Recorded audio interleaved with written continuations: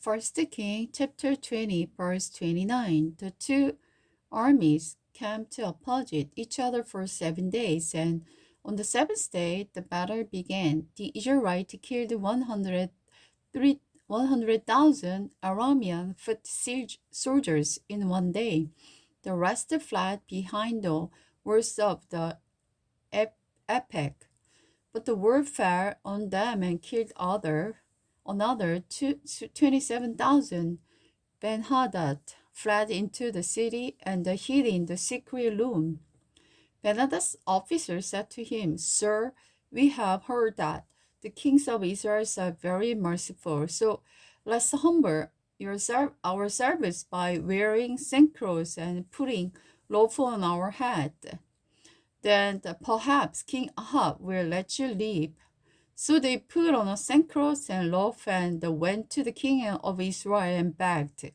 Your servant Ben-Hadad says, Please let me leave. The king of Israel responded, Is he still alive? He is my brother.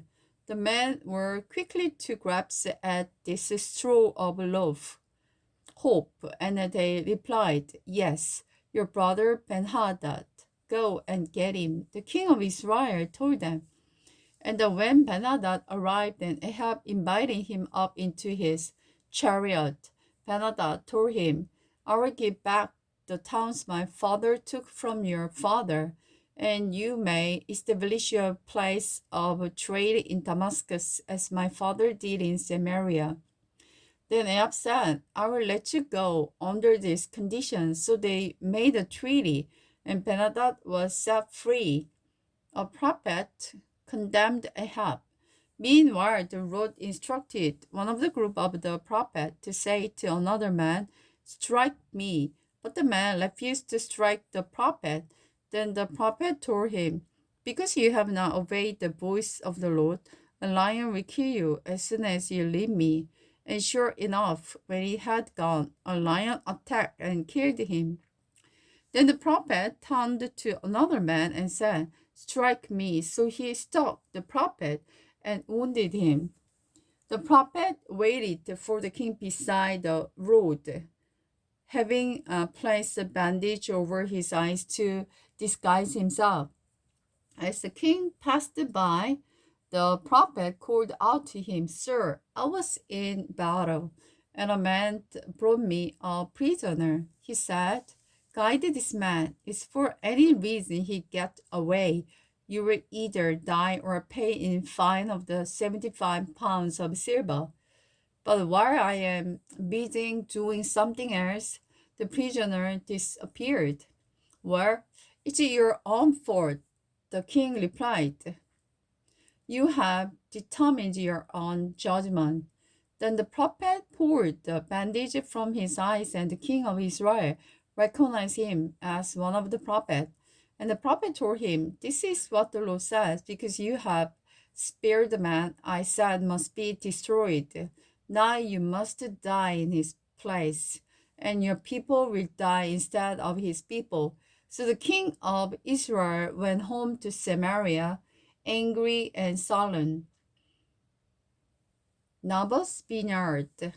King Nahab had a place in Jezebel, and near the palace was the vineyard owned by a man of Naboth.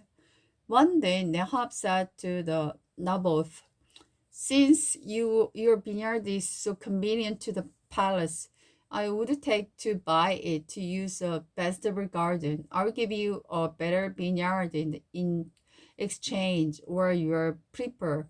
I will pay you for it. But Naboth replied, The Lord forbid that I should give you the inheritance that was passed down by my ancestors. So Ahab went home and angry and sullen because of the Naboth answer. The king went to bed with his face to the wall and refused to eat.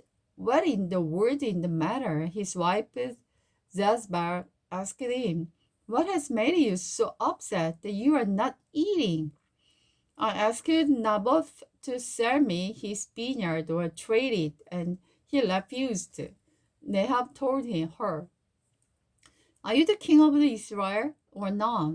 Zazar asked. Get up and eat and don't worry about it. I will get you Naboth's vineyard. So she wrote letter in Ahab's name, sealed them with his seal, and sent them to the elder and other leader of the city, where Naboth lived. In her letter she commanded, call the citizens together for fasting and prayer, and give Naboth place of honor.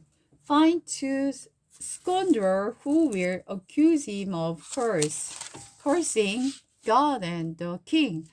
Then take him out and stone him to death.